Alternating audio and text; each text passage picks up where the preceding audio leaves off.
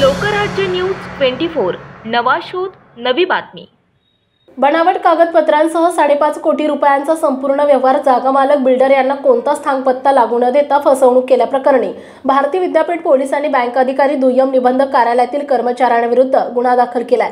कोट्यवधी रुपयांच्या सदनिका खरेदी व्यवहारात बनावट कर्ज प्रकरण तसेच दस्त नोंदणी करून बांधकाम व्यावसायिक सुभाष सणस यांची 5.5 कोटी रुपयांची फसवणूक केल्याची घटना उघडकीस आली आहे। लुल्लानगर येथील संबंधित जागा सणस यांनी 1997 साली अभिनेते शम्मी कपूर यांच्याकडून विकत घेतली होती। त्यानंतर त्या जागेवर कोट्यवधी रुपयांचा गृहप्रकल्प उभारण्यात आला।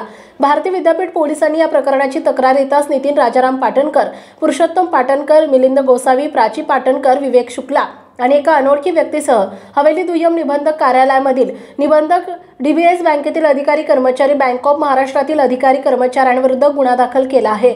या प्रकरणी बांधकाम व्यावसायिक सुभाष सणस यांनी भारतीय विद्यापीठ पोलीस ठाण्यात फिर्याद दिली आहे। सणस बिल्डर्सकडून बांधण्यात येणाऱ्या लुल्लानगर येथील बेवरली हिल्स या गृहप्रकल्पाचे कुलमुखत्यारधारक विठ्ठल नारायण भोरे यांच्या नावाने 2 सदनिका खरेदीसाठी अनोळखी आरोपीसह नितीन पाटणकर यांनी बनावट करारनामा केला। दस्त करून देणाऱ्या व्यक्तीस ओळखतो म्हणून आरोपी मिलिंद गोसावी, प्राची पाटणकर, विवेक शुक्ला यांनी स्वाक्षरी केल्याचं सणस यांनी फिर्यादीत म्हटलंय।